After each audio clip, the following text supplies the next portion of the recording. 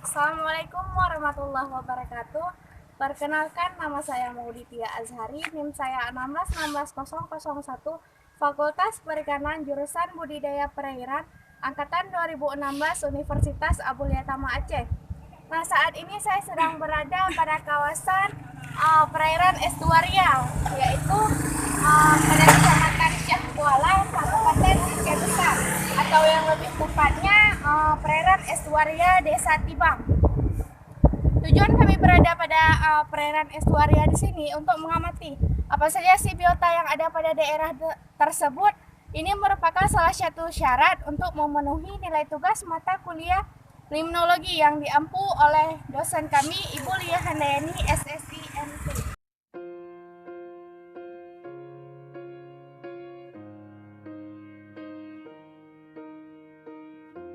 What would I do without your smart mouth, drawing me in and you kicking me out? Jadi sebelum kita membahas lebih lanjut, terlebih dahulu saya ingin menjelaskan dulu apa sih itu limnologi. Jadi limnologi merupakan ilmu pengetahuan yang mempelajari tentang sifat dan struktur dari perairan daratan yang meliputi sungai, kolam, rawa-rawa, dan mata air, baik itu yang di air tawar maupun air payau, serta flora dan fauna apa saja yang ada di dalamnya. Kemudian saya akan menjelaskan sifat dari perairan estuaria ini. Salah satu sifat dari perairan estuaria ini ialah substratnya. Substrat pada perairan estuaria ini ialah lumpur.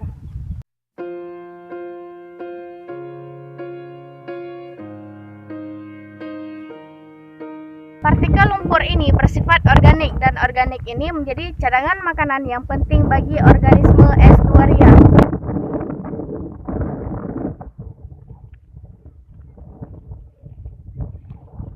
Sifat lain dari perairan estuaria ini salah satunya ialah lotik, atau nama lainnya ialah mengalir. Bisa dilihat dari perairannya, airnya terus mengalir.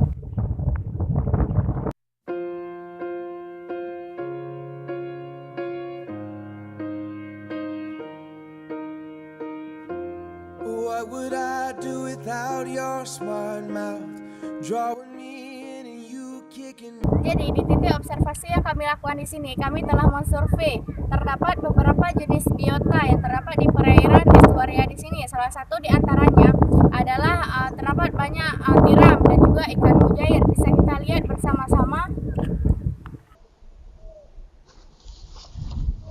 Tiram di sini tergolong masih sangat banyak, tetapi dikarenakan airnya lagi pasang, makanya tiramnya tidak kelihatan dengan kasat mata.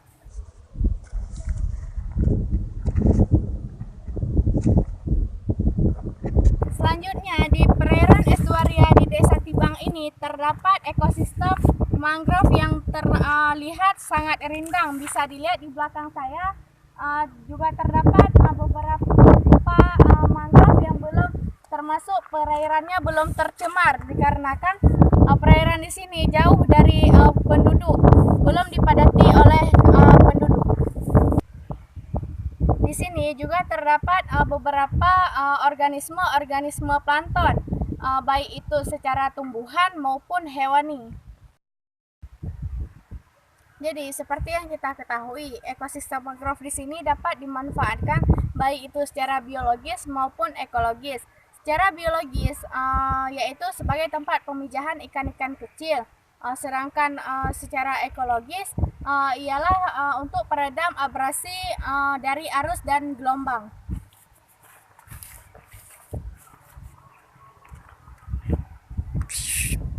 Bagi masyarakat di sini, mereka melakukan pemancingan di sini untuk mendapatkan mata pencahariannya di sini. Mereka memancing di atas jembatan sana, bisa dilihat.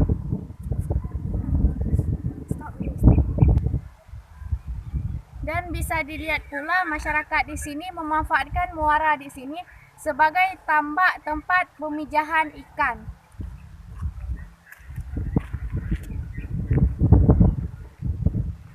Untuk lebih detailnya, teman-teman saya akan menjelaskan lebih mendalam lagi berkenaan dengan biota apa yang ada di perairan estuaria di sini. serta jenis mangrove beserta plankton-plankton yang ada di daerah perairan estuaria di Desa Tibang, Kecamatan Syekh Kuala, Kabupaten Aceh Besar. Baik, nama saya Yudi Kurniawan, NIM saya 16160041, jurusan budidaya perairan. Saya sekarang berada di Tibang dan saya sekarang akan menjelaskan tentang biota yang ada di perairan Tibang.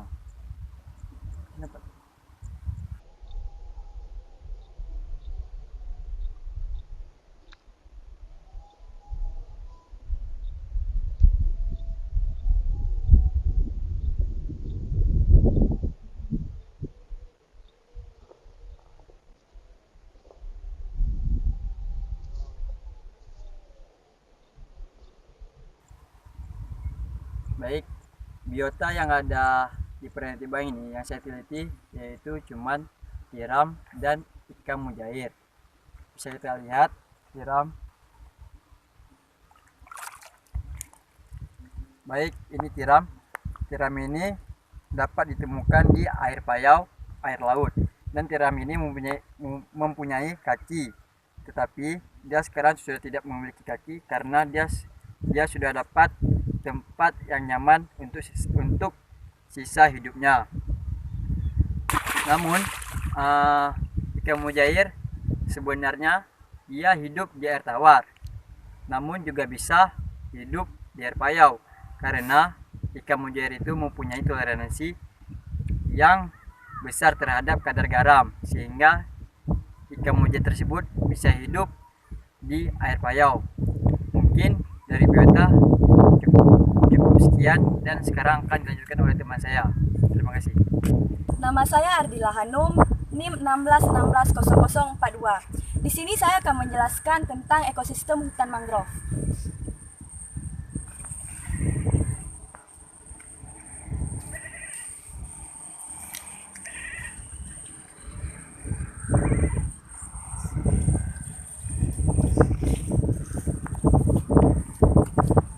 Saya akan menjelaskan sedikit apa itu hutan mangrove atau biasa disebut juga hutan bakau. Hutan mangrove adalah hutan yang tumbuh di perairan payau dan dipengaruhi oleh pasang surut air laut. Hutan mangrove terdiri atas 4 zona. Yang pertama ada zona terbuka, yang kedua ada zona tengah, yang ketiga ada zona payau, dan yang keempat ada zona daratan. Yang di samping saya ini adalah tergolong dari mangrove payau karena mangrove tersebut berada di perairan payau. Mangrove yang berada di samping saya ini jenis akar yang keluar dari batang dan tumbuh ke dalam substrat. Akar ini merupakan akar udara yang tumbuh di atas permukaan tanah. Fungsi dari mangrove tersebut adalah yang pertama, menjaga garis pantai agar tetap stabil. Yang kedua, melindungi pantai dan tebing sungai dari abrasi. Yang ketiga, menjernihkan air dan penahan lumpur, serta perangkap sedimen. Yang keempat yaitu pemasok larva ikan, udang, dan biota lainnya.